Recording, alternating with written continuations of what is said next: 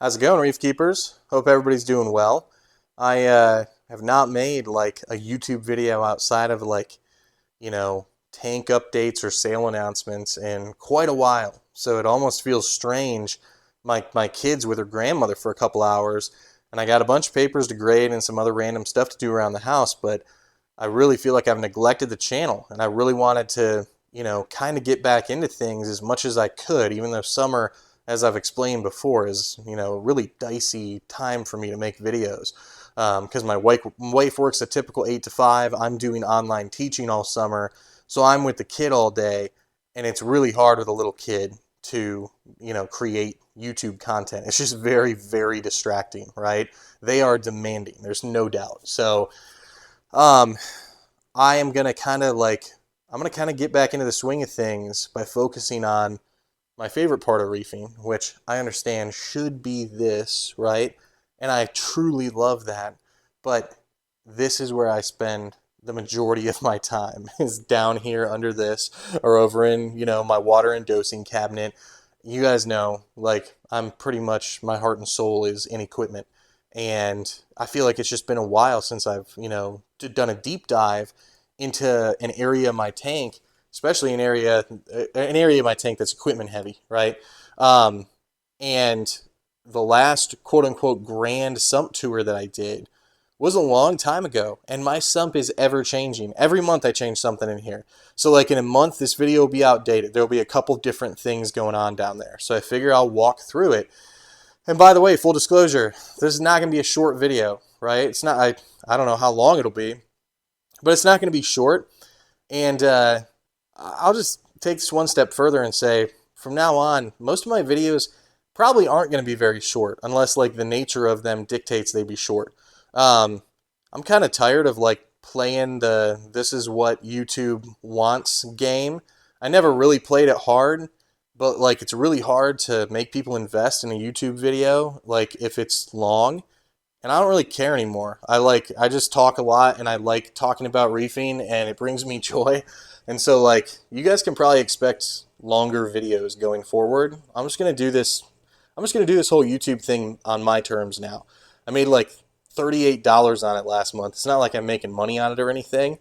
I just enjoy talking to you guys, and going through this stuff. So anyhow, let's take a look. I'll just kind of like just let you see the sump, and some of you, if you have any memory of it, can kind of make a comparison to the last Grand Sump Tour video, and I'm sure you'll be like, oh wow, like there's some definite difference. So I'll just kind of start. I'll still go over stuff that like I had before in the sump, right?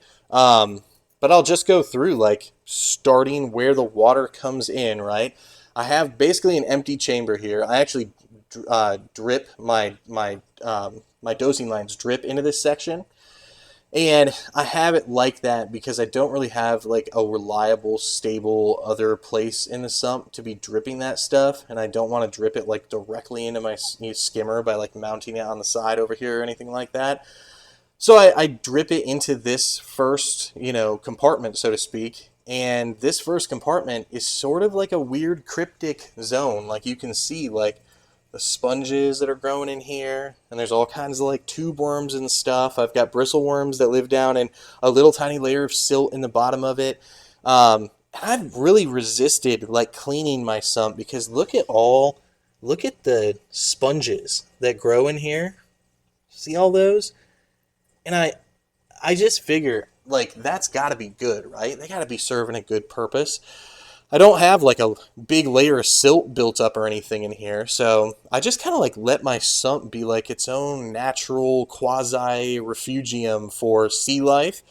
And I really enjoy that, right? I clean the equipment off and get like pineapple sponges and stuff out of the like, inlets of my pumps and stuff like that. But other than that, I just kind of like let things take their course down here. And I mean, the tank is alive, so I mean it can't be hurting things as far as I can tell.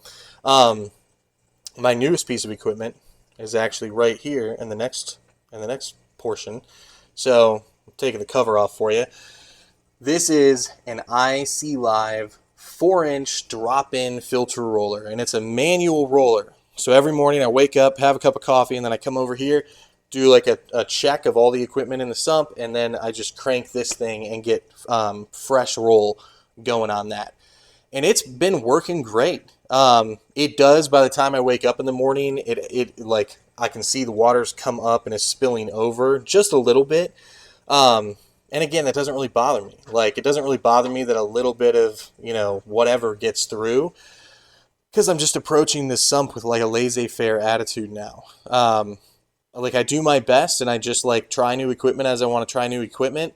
And this thing has been pretty good. I did have to take like a sanding bit on my drill and sand around the portion that like sits down in the sock holder because it was a little bit too big, but it's in there securely now, and I've really enjoyed it. So I'm looking for a way to make my filter roll replacements cheaper, because they are I don't know how expensive this stuff normally is. IC Live's price probably isn't that crazy for it, but like I just want a cheaper way of doing it. I know one of my buddies, Gomi, has a cheaper way that he does it. I need him to send me the Amazon link because I could not find that. But down on the other side here, I have that Rocky Mountain fish filter cartridge that's like the stacked rings. So every 3 days, I still pull that out, spray it out in the sink, and then replace it. Yeah, I still do that, and I still like that unit. I didn't want to do 2 of these, drop-in filter rollers until I've like fully trialed this one. And I think I won't get a second one. It's not that I don't like the product. I like it. It works. I'm going to have like a full review on it. But I kind of like the 2 different things that I've got going on here for my first layer of filtration, right? Not dissatisfied with this setup at all. So, all right. I've got heaters right here. I don't know where heaters are typically supposed to go. I remember looking up, like, when I first started reefing, what the best spot for it was. And I since forgot, because much like my dosing lines, I just fit them where they fit, right? This is a small sump, if you notice. Like, the display tank itself is an 80-gallon display tank.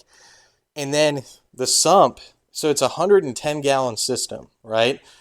So the sump is 30 gallons. And this whole chamber over here, which I think is the dumbest thing ever, is supposed to be like a 4-gallon, what's it called, RODI containment area. Look what I'm using it for. I literally put my UV in there. So like that, I hate that. I hate how Red Sea does it with the like stacked up RODI, the mini tank. I don't get it. Just expect us to put a tank for RODI next to the stand, guys. I don't understand, but whatever. I mean, I could technically cut this out and just make the sump bigger. I may someday do that, because I'm starting to waver on UV. I gotta be honest. I don't know. It's probably Salem Clemens' fault, to be honest with you, but I'm starting to waver on UV. It's starting to stress me out about my microbiome is starting to stress me out, right? Like, yeah, I don't know if UV is the best thing anymore. I have pretty low ORP going on in this tank. ORP is not like super well understood, but I know people are looking into it more. And I don't know. I'm just like, it's good for killing fish parasites. I know. I may never be able to. I know I have ick in this system. I know I do. So I don't know that I'll ever be able to truly do away with UV for my own peace of mind. But I'm looking for ways to reduce the impact of it. The way I reduce the impact of it now, if you're curious, I have a little Sicce pump. You can see the gray bit down in there. And then this line wraps down around it into the UV. Another line spits out and goes and spits right into my return section. So it's not like I have this thing plumbed in line, right? I have it plumbed in a non-optimized fashion. So I'm hoping that like that's good. I don't know. Okay. We'll just talk about heat management, because I just noticed I have this tiny little, you can barely see it. I have this tiny little fan that I have angled in this little cord grommet that spits out past the Trident. And that's the electrical cabinet right here, the electrical section of my stand. So it gets hot in there, and this pumps the heat out of it and into the general sump area. So in order to displace that heat, I have this Inkbird hooked up so that when it gets to 79 degrees in the water down here, these two larger fans automatically kick on and just blow heat out of this lower sump area. And that has worked very well. My temperature never goes more than, even on a hot summer day, never goes more than like a degree and a half above where it should. So like that method has worked very well, and it keeps the electrical cabinet pretty cool. That little fan is actually pretty good. I mean, that thing, that offloads a lot of heat out of that cabinet. So I do like, I guess I do recommend, if you have a lot of equipment in your equipment section of the cabinet, I do recommend some kind of heat management for it. It always makes me nervous when there's just lots of electronics that are super hot all the time, right? Oh, also these fans kick on when that happens, when the Inkbird triggers them and blow across the surface of everything and kind of just generally blow the air up to these two fans so that they can blow it out the side of the tank. So I've got quite the fan setup going on in here with these little mini fans, and they do a good job. Neptune Trident. We'll go up top real quick. So the Neptune Trident, if you guys follow me on Instagram, which if you don't, you should, the Trident I had some massive issues with. It just stopped running tests properly. I took it all apart. I blew through the lines. I double checked all the little pinch valves and everything. Nothing was obviously wrong with it. It had not been serviced in 4.5 years. So like it had a good run before I needed to get it serviced. But I did have to cough up like $150 to Aperture, which is my least favorite thing ever, to ship this thing back, get it cleaned out while I did daily testing, get new everything put into it, and then get it shipped back. And it was a pretty simple process. It only took like a couple weeks to get it back. It wasn't that bad, but I took the opportunity to put in a new Trident shelf. So I wanted a new shelf because the old shelf had like a ledge on it, which would prevent it from falling into the water, which in theory is good until you're trying to do reagents and like wiggle the already janky drawer out of it and everything. And then it's ramming into that ledge on the side of it. And I was just like, you know what? Or this bumper or whatever. I was like, I'm not doing this anymore. So I just got like a plain shelf. I forget from where. Maybe Greenleaf Solutions on Etsy. I can't remember. But it's been working out great. And now I can just kind of like shift it a couple centimeters this way and pull the drawer. It's much easier on me. See what else have I done. Oh, my Jabao DCP 4000 emergency backup return pump died on me. I test it once a month, and it had completely just stopped working. So I got a ZKSJ, I want to say 3500 unit, which is an adjustable DC return pump. It's actually, so like that's the control box for it, and it connects right here. You can see there's two lines. So one line from my main return pump, which is a Core 15, and that's always going. And then this line right here would kick on if the Core 15 failed in operation. So anyway, that's the control box for the ZKSJ. It's off. And ZKSJ produces this pump for AI. That's their Axis line of pumps or whatever. They do that, and it's just rebranded as AI. And so like you don't get the app functionality with this, but like who cares? It's way less. It's way less than the AI version. I think it cost me like $80 to get the 3500, and it's lights out good. I mean, it looks just like the AI pump, just in different color scheme. So highly recommend ZKSJ. I have a couple of their other products on my smaller tanks, and they're wonderful. They work lights out. So they're dead silent too, which is, I like silent things. Silence is good in reef keeping. Right here, I don't know if I had this in the last Grand Sump tour. I did cover it in its own review video. What is this called? The Nios Torque.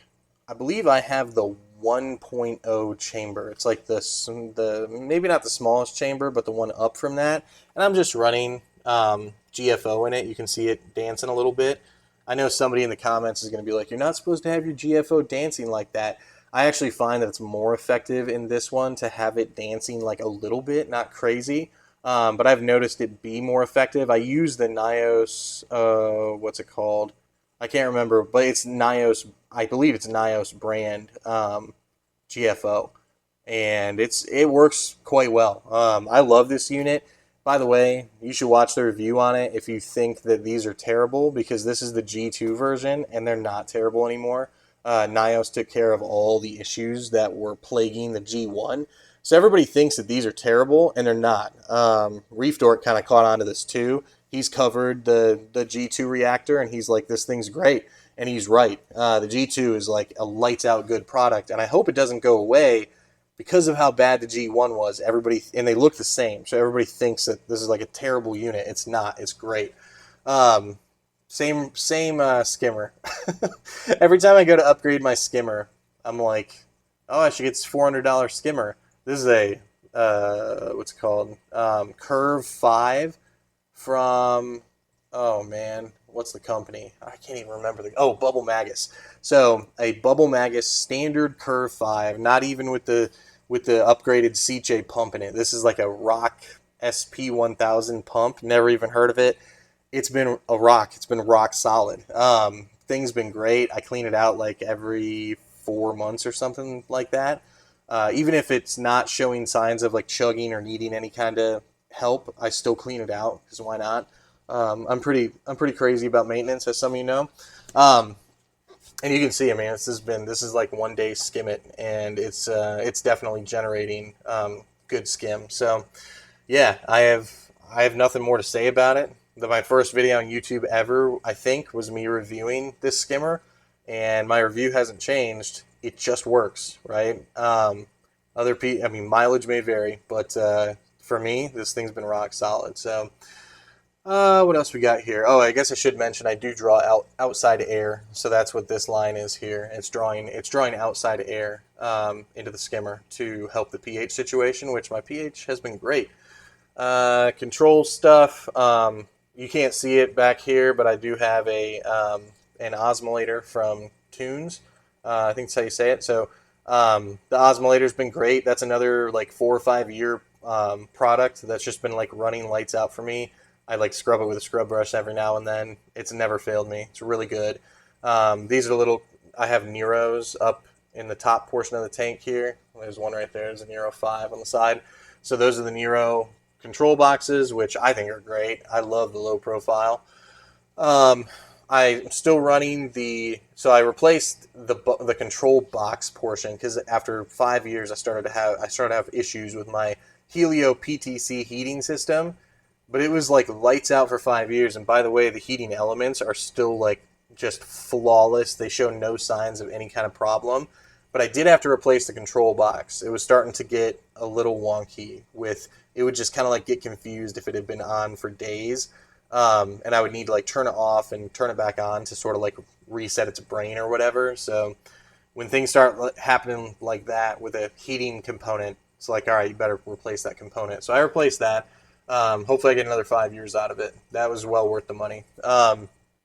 We've covered the Inkbird, what it does with the fans. There's also an emergency heater connected to this Inkbird, by the way. You can see it kind of going like this, like lengthwise. It's back there. It's just a Eheim Jaeger, however you say that.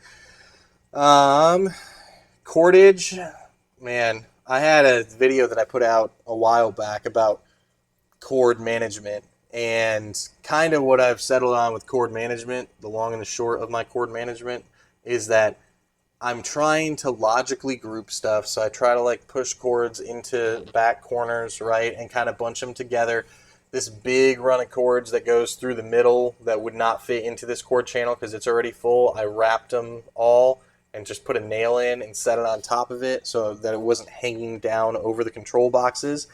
And that's been great. I think the best way to do cords is in a way where it appears generally somewhat organized, but ultimately, if you need to unplug something and then kind of like shake it free from the groups of other cords, you should kind of have it loose enough, I think, that you can get it out. Overdoing the cord management, while it looks really good, it makes it, when one thing fails or you need to pull one thing out for maintenance, it literally is living hell getting that thing out if you have like overdone it on cord management. So I kind of occupy like a middle ground with my cord management. I have a lot of people say like this looks great to them, and I'm like, it doesn't look great to me. My OCD goes crazy when I see like that, but a lot of people are like, oh, it's so much better than mine. I get comments like that all the time. So I mean, thank you for the compliments, but I wish there were a more perfect way to do cord management in reef tanks. You'll see up here, kind of just tacked in, because where the heck else do I have room? Is a DLW20 Jabal Wavemaker control box. I mean, you can't really see it from the front anyway, so I didn't think it looked that bad. I've got my Neptune Apex modules all lined up along the top, so this is like an oddball thing, but I did add in the back, in the rear back bottom corner of the display tank, a DLW20, and I think the DLW20 design looks really good. It works just like a SLW20 as far as I can tell. I like the control box a little bit better than those SLW20s too, and it's been rock solid so far. I'll have videos out like giving a full report on the DLW20 Wavemaker from Jabal, but I've been super impressed. So yeah, that thing's working lights out, and it's just adding more low flow around and then back to the front, you know, down low in the tank. And I can see the difference, and the corals really like it too. I have better extension, especially down on this end of the tank. Corals are much happier with that. So it also cleans out the back, like all along the back. Nothing settles there anymore, which is cool.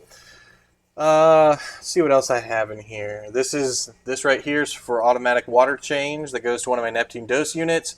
So this one sucks water in, and then this one spits water out. That's been working pretty well for me. I've got a Neptune LLS back there, so I know, you know, the level that the water's at in the return chamber at all times. Just as a security measure, I have some programming on that to switch equipment off if I need to, if there are any problems. Got a little camera up here that I can always check the sump. I forget what brand, Wise Cam maybe. Yeah, that works well, and especially if I'm like gone for a couple days or on vacation, like I can utilize that. Yeah, I think that just about covers it, guys. That's yeah, here we go. 20 minutes that I've been blathering at you about my sump and how everything works in it. But as you can see, I mean, things have definitely changed. Like where things are placed has changed in my sump. How I'm doing things has changed. What I'm experimenting with has changed. You know, just all kinds of little tweaks are always going on down here. And I know it's boring for some people. Some people are just like, I wish I didn't have to have equipment at all. I just want to focus on fishing corals. Can we just talk about the actual things we're keeping alive in the hobby? And I get that, but there's a whole subgroup in this hobby. Just like there's a subgroup of people who like only cares about fish, really, but they have corals as a backdrop. And then there's people who don't really care about the fish. They just have those in there for like enjoyment, maybe algae control, and really all they care about is the corals, you know? And then there's a whole group of people who are like into microbiome stuff, and there's a whole group of people that are into gear. And like gear is my thing. I love gear. I love controllers. I'm starting to deeply love DIY and finding out, finagling my own solutions for stuff, even if it doesn't look super good. And I'm just, it's my happy place, right? So yeah, here, I'll kind of draw back. This is where the sump is now. So like in a year, I plan on doing another grand sump tour video, and we'll just see how things are changing. Because I guarantee you it will have changed by then. This for me is the part that's always in flux. I'm focused on growing colonies up here and not just adding a bajillion frags. I'm going like long game up here, but down here, like while I want longevity in my equipment, I'm not above changing out any piece of equipment that's working completely properly to try something completely new. I'm always messing around down here. So my wife just truly loves it that I'm like, my head's under a tank, like, you know, 5 nights a week, like just dinking around and seeing what I can improve. But it's my hobby. It's what I love. Absolutely love doing it. So, all right, guys, if you have any questions or anything like that, please feel free to reach out. I'm really active on Instagram because I can easily post on Instagram through the summer. So if you want more of my content, like, you know, it's not the same as watching video, of course, but you can follow me on Instagram. I post like every day, every other day. So Yeah, but there you go, guys. Here's a summer YouTube video. Finally, you know. Have a good one, everybody.